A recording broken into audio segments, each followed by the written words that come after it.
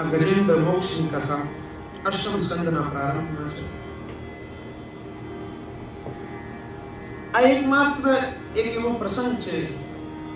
અન્ય પ્રસંગોમાં તો સુખદેવજી સર્વત્ર કથા કરે અને પછી તેનું મહાત્મ્ય કે તેની મહિમા. આ એક એવી કથા છે કે જેમાં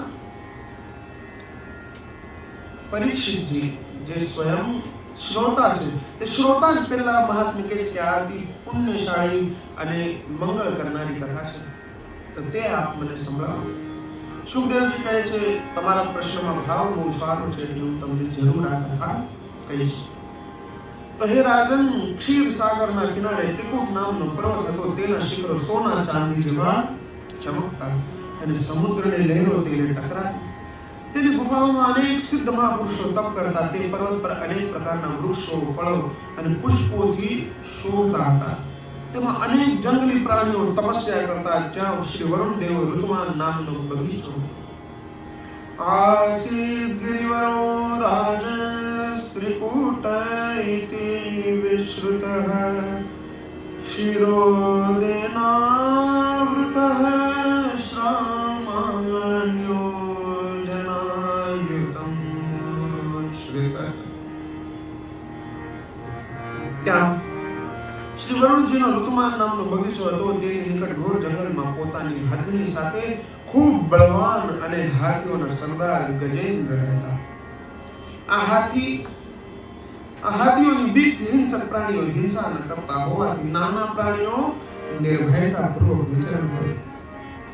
એકવાર ગ્રીષ્મ ઋતુના અસહ્ય તાપથી પીડાયેલો તે હાથી પોતાના પરિવાર સાથે એક જળના સરોવરમાં સ્નાન કરવા ગયો.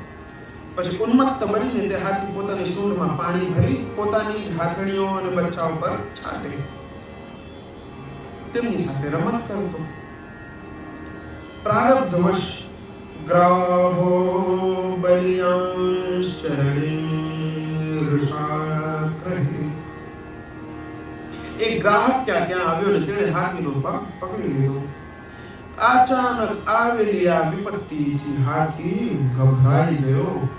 પોતાની જાતને છોડાવવા માટે તેણે પોતાનામાં રહેલા સમસ્ત બળનો પ્રયોગ કર્યો, પણ પાણીમાં મગર ગ્રાહ સામે તેનું બળ ચાલ્યું નહીં. તેના પરિવારે પણ તેને મદદ કરવાનો પ્રયત્ન કર્યો, પણ સફળ ન થયા. એટલે ખૂબ ચિંગાળો કાઢ્યો. આમ ઘણા સમય સુધી ગજ અને ગ્રાહણી ખેંચાતાણી ચાલી, પણ છેવટે હાથી થાકીને હારી ગયો. તેનું શરીર શક્તિહીન થઈ ગયું. તેનો પરિવાર બીજા મોટા હાથીને બોલાવી લાવ્યા. તે હાથીને બહાર કાઢી શક્યા નહીં. હાથીએ વિચાર્યું કે વિધાતાની ફાંસી છે, આ વિધાતાની ફાંસી છે, આમાંથી મને કોણ બચાવે? પોતાનો પરિવાર, મિત્રો કોઈ કામ ના આવે. બસ આ મગર તે મૃત્યુ છે, તે જીવના પગને પકડે છે. મરતા પહેલા જીવનું ચાલવાનું બંધ થઈ જાય છે. પછી પરિજનો, મિત્રો ઊંચા રાગથી રુદન કરે, પણ તેને બચાવી શકતા નથી. અંતે આ સંસારના સ્વાર્થી જીવો મમતા છોડી દે છે. આદ્ય જગતગુરુ શંકરાચાર્ય કહે છે, યાવત વિત્તોપાર્જન શક્ત તાવન નિજ પરિવારો રક્ત પશ્ચાત ધાવતી જર દેહે વાર્તા પૃચ્છતિ કોપિ લગે. જીવ, જ્યાં સુધી તું કમાણી કરે છે ત્યાં સુધી તારો પરિવાર તારામાં રત છે, પણ જેવી તારી કમાણી બંધ થશે એટલે તારા પરિવાર, તેનો પ્રેમ તારા પરથી ઉતરી જશે ને તારું શરીર જ્યારે જર્જરિત બની જશે ને ત્યારે તારી સાથે કોઈ વાત કરવા તૈયાર નહીં મળે. કોઈ બહુ સરસ કહે છે કે મરનારની ચિતા પર ચાહનાર ચડતું નથી. મરનારની ચિતા પર ચાહનાર ચડતું નથી. કહે છે કે મરી જઈશ પણ પાછળ કોઈ પડતું નથી. આ સંસાર બહુ સ્વાર્થી છે. અંત સમયે કોઈ કામ આવવાનું નથી.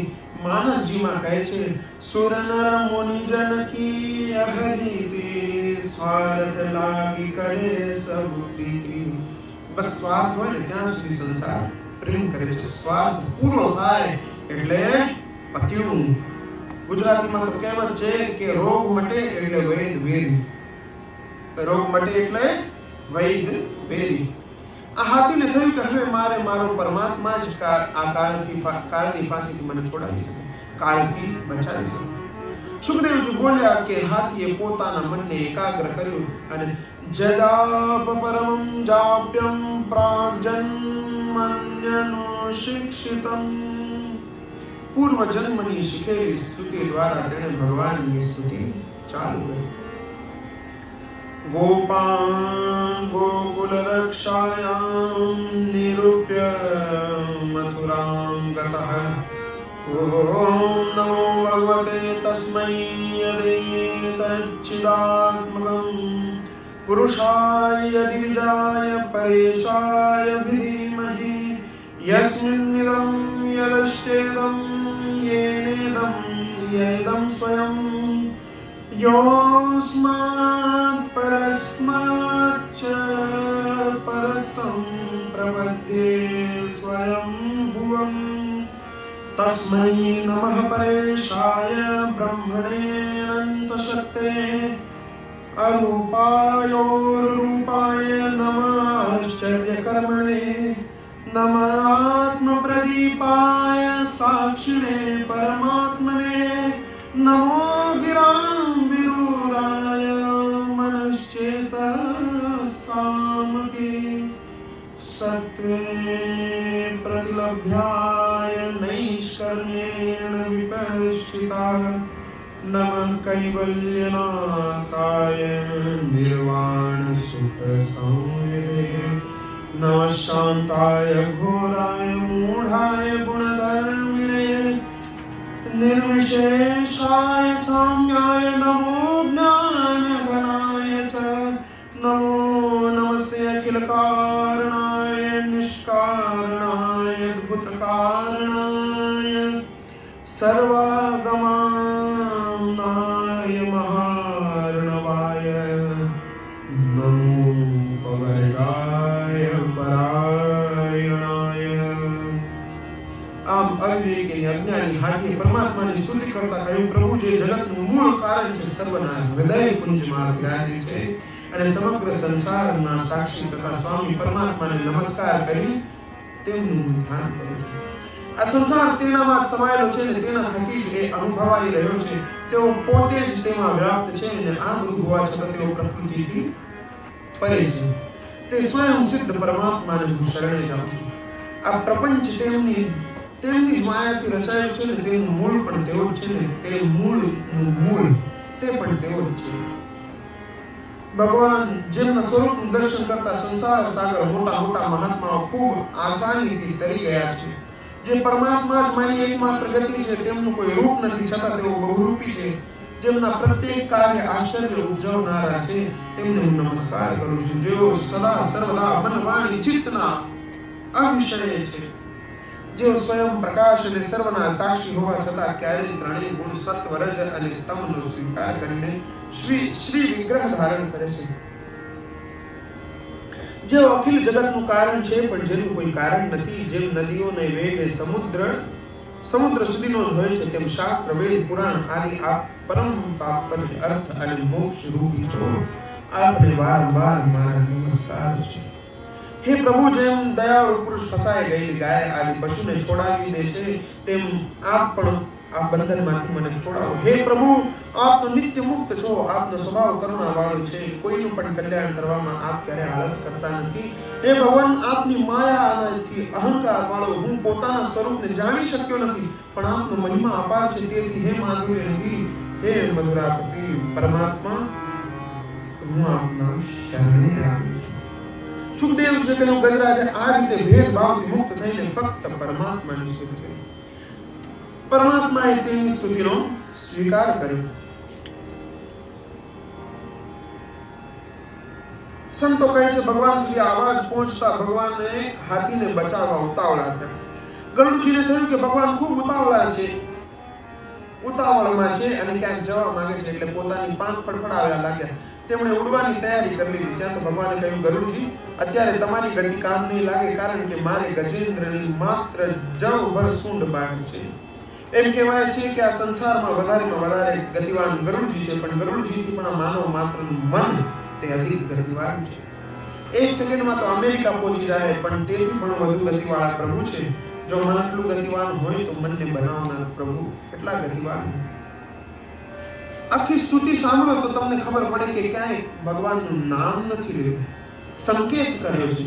મોક્ષ દેવા વાળા સંતો જેની પૂજા કરે, મહાત્માઓ જે તરી ગયા જેની કૃપાથી, તેવા પરમાત્મા જેને રૂપ વગરનું છે, શ્રી વિગ્રહ ધારણ કરે પણ અનેક રૂપો ધારણ કરે છે, જે દયાળુ પુરુષ છે, બધા પશુઓને છોડાવે છે અને બંધનમાંથી મને છોડાવો એ પ્રમાણે છે.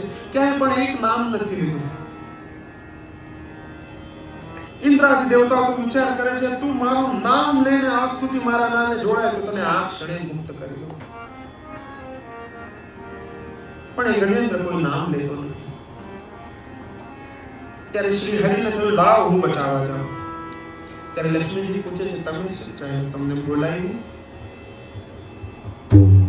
ત્યારે શ્રી હરિ કહે છે કે બધી સ્તુતિ જે થાય છે, આખા જગતમાં જે સ્તુતિઓ છે, પરમેશ્વરના સ્વરૂપની સ્તુતિ છે, દેવતાઓની સ્તુતિ છે, જે સ્તુતિઓ છે બધી મારી જ સ્તુતિઓ છે. હું જ સર્વત્ર વિદ્યમાન છું.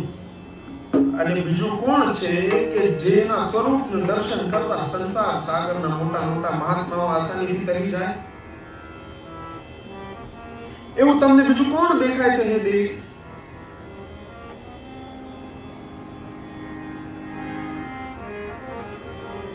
ભગવાન ચાલ્યા દોડ્યા કે ઉડ્યા નહીં, પણ તત્ર અખિલામરમયો હરિરાવિરયાસિત. સુખદેવજી કહે છે, સર્વાત્મા હોવાથી ત્યાં તરત પ્રગટ થઈ ગયા.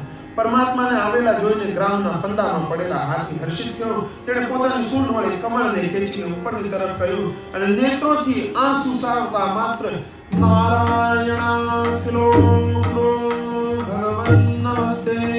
હે નારાયણ, અખિલ ગુરુ ભગવાન, આપને મારા નમસ્કાર હો. જે પ્રગટ થયું એ નામ કીધું. પરમાત્મા તરત હાથીને પકડીને બહાર લાવ્યા એટલે પેલો મગર પણ બહાર ખેંચાઈ આવ્યો. તે ક્ષણે પોતાના સુદર્શન ચક્રનું આહ્વાન કરીને પ્રભુએ તેનું મસ્તક કાપી નાખ્યું. ચક્ર પેશી નક્ર નાશી ઉદ્ધારી આપનો આહે નીલા શૈલ પ્રબલ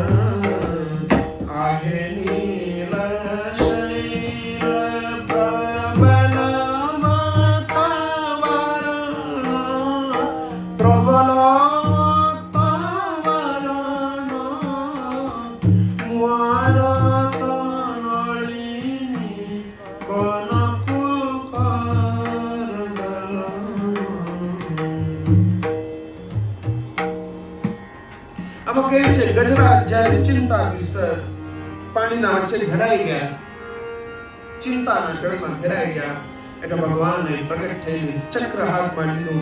ચક્ર પેશી નક્ર નાશી ઉદ્ધારી આપણ. આપે જ ઉદ્ધાર કર્યો છે.